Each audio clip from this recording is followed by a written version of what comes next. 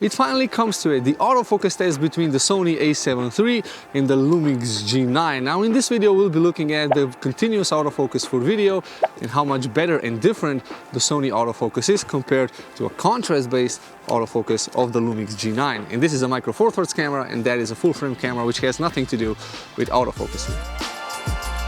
Now one difference between these two cameras is that they're both set to aperture f2.8, although on a full frame camera that gives me a shallower depth of field compared to a micro four thirds camera which is a little bit more deeper, so the background isn't as blurry. But the difference that you guys are looking for is the pulsing background. Now you can see on the Lumix G9 that I'm kind of in focus and then I'm coming in and out of focus. Now I don't know if you can see it right in this frame because I'm holding the camera relatively close to my face, but it's definitely different from one system to another. And the reason for this is that because the Lumix uses a contrast-based autofocus all the way through, so for photography and for video, and the Sony uses a hybrid autofocus system. So it uses phase detect for video and to acquire focus in stills, and then it switches to contrast-based autofocus to fine-tune the sharpness in still photographs. And this is why this is much better and much more accurate compared to a contrast-based autofocus.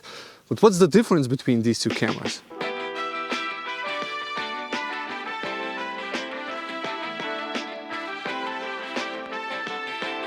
Now let's first start off with the Lumix camera and the contrast-based autofocus. Now this works pretty much the same way as you and I would focus using the manual focus ring. You shift the focal plane back and forth and you look at a specific part of the image, and when that is the sharpest, that's when you basically acquire focus. Now the camera does that a little bit better because it actually looks for contrast on the pixel level and it's much faster. And I have to say that the Lumix G9 has probably the fastest autofocus acquiring mechanisms out there. It's even beating my Sony A7iii in some occasions. Now because of this mechanism of autofocusing, the camera constantly needs to adjust the focal plane back and forth in order to assess if things are in focus. The problem, however, is that the camera doesn't know which way the subject has moved, closer to the lens or further away from the lens. It basically has to come back and forth with the focal plane to find the focus area, which results in that pulsing background that you see on contrast-based autofocus systems. And although Panasonic has invested a lot into the contrast-based autofocus system, it's still not on par with phase detect autofocus like you have on the Sonys.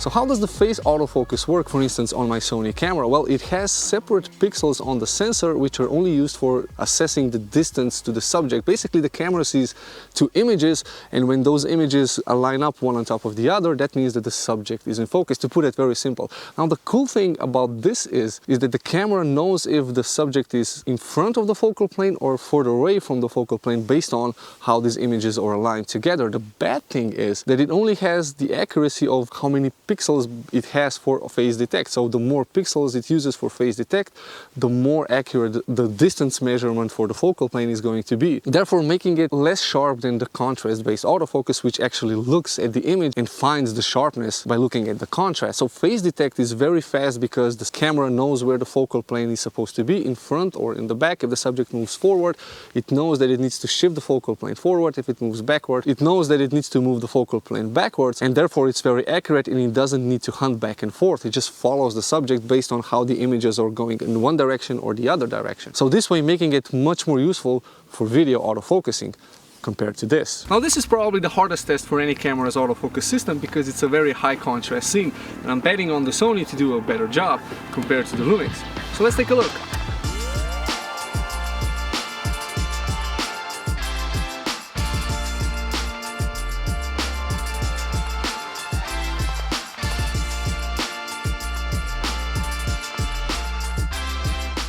Now while I'm at it, I can actually test another thing. So the stabilizer on both cameras.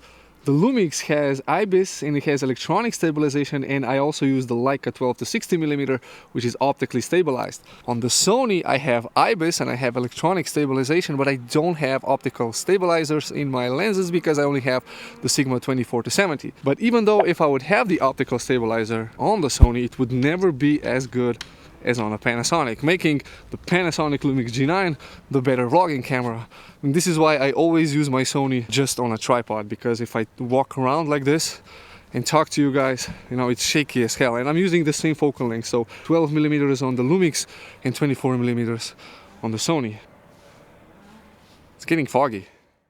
So the question is the Panasonic's autofocus really that bad compared to the Sony? Most of you comment on my video saying that nobody actually notices the pulsing background. As long as the subject's in focus, everything's okay. But the problem is all of the takes that you guys don't really see. It's the takes where I come home and things are just out of focus most of the time. And I record for 30 seconds and so on, and I'm completely out of focus. Now, I don't mind being out of focus a little bit because this is not a Hollywood production video, it's a YouTube video. But if videos are out of focus most of the time, then that's a bad take. And this is where I have to rely on my Sony camera to actually keep me in focus all the time, which is also the reason why I switched from a Lumix to a Sony. So thanks for watching. I hope you guys found this video interesting. Please consider subscribing if you learned something new, and hit the like button, and I'll see you guys in the next one. Bye bye.